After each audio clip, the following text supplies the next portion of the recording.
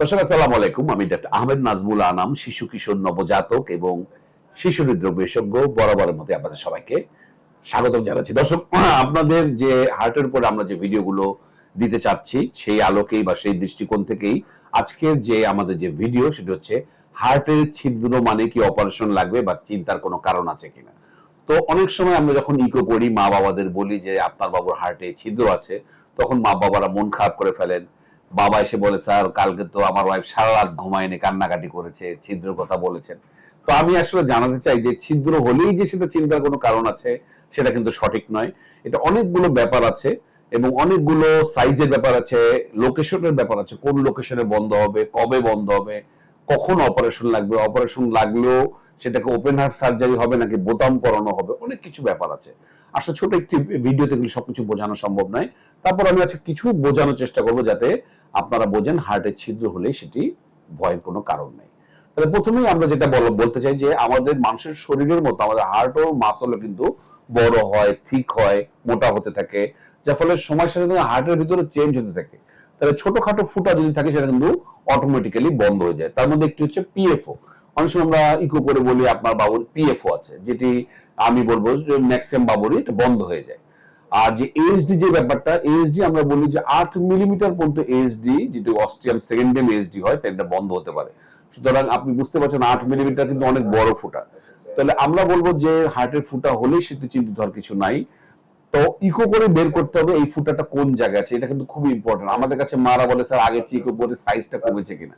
সাইজের চেয়ে ইম্পর্টেন্ট বাবুর এই ফুটাটা কোন লোকেশনে আছে, বাবুর এই ফুটার জন্য বারবার হার্ট ফেলিয়ারের মতো কোনো সিমটম বা নিউমোনিয়া হচ্ছে কিনা, বাবুর ওজন বাড়তে কোনো সমস্যা হচ্ছে কিনা, ওষুধ খেয়েও বাবুর নিয়ন্ত্রণ হচ্ছে না এরকম কোনো প্রবলেম হচ্ছে কিনা, এবং ফুসফুসের রক্তনালীর প্রেসার বেড়ে যাচ্ছে কিনা। এটা কিন্তু আমাদের সিস্টেমিক হাইপারটেনশন না, এটা হচ্ছে ফুসফুসের রক্তনালীর প্রেসার, যেটা ইকো করেই বের করা সম্ভব, যেটা আমরা করে দিই। তাহলে অনেকগুলো ব্যাপার আছে।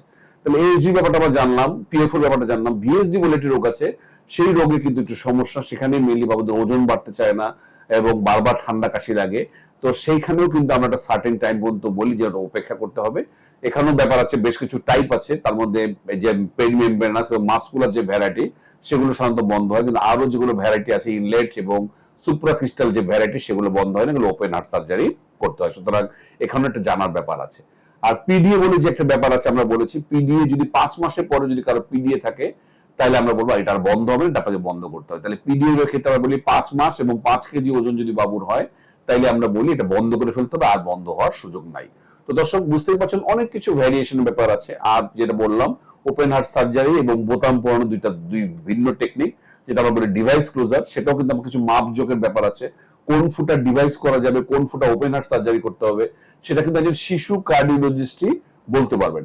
তো আপনাদেরকে আমি জানাতে চাই যে আপনার বাবু যদি হার্টে কোনো সমস্যা, আপনি কিন্তু একজন শিশুদের হার্টের ডাক্তারকেই আপনি দেখাবেন এবং ওনার মাধ্যমে ইকো করবেন। তাহলে অ্যাডাল্ট কার্ডিওলজিস্ট কি এটা জানেন না, ওনারাও জানেন, কিন্তু বুঝতে পারছেন যে যার সাবজেক্টে কিছু স্পেশাল মাপজোকের একটা ব্যাপার আছে যেগুলো আমরা করি। সুতরাং এইখানে আপনাকে বুঝতে হবে যে শিশুদের যে হার্টের যে ইকো, সেটা শিশুদের হার্টের ডাক্তার দিকে দিয়ে করাবেন। আমরা গুটি কয়েক সংখ্যা অবশ্য আছি বাংলাদেশে এই সাবজেক্ট এখনো ডেভেলপ করেনি। তো আমরা বলবো এই ব্যাপারগুলো মাথায় খেয়াল রাখবেন। বাবু যদি ওজন না বাড়ে, বাবুর ঘন ঘন ঠান্ডা কাশি লাগে, বারবার নিউমোনিয়া হয়, অবশ্যই একজন শিশু কার্ডিওলজিস্টকে দেখাবেন এবং প্রয়োজনে একটা ইকো করে নেবেন। আর এই ফুটার ব্যাপারে আমি আপনাদের দুর্ভাবনা করতে মানা করলাম, সব ফুটা হলেই যে অপারেশন লাগবে তা কিন্তু না। আজ এ পর্যন্তই। কমেন্ট সেকশনে আপনারা কমেন্টস করে জানাতে পারেন আপনাদের বাবু যদি কোনো ফুটা থাকে হার্টে, সেটাও জানাতে পারেন। আমি যদি সম্ভব হয় আমি উত্তর দেবো যে কতটুকু ফুটায়, কার ইকোর রিপোর্টে কতটুকু বন্ধ হওয়ার সম্ভাবনা আছে। আজ এ পর্যন্তই। পরবর্তী নতুন কোনো হার্টের টপিক দেখার জন্য আমন্ত্রণ রইল। সে পর্যন্ত বরাবরের মতোই আল্লাহ হাফেজ।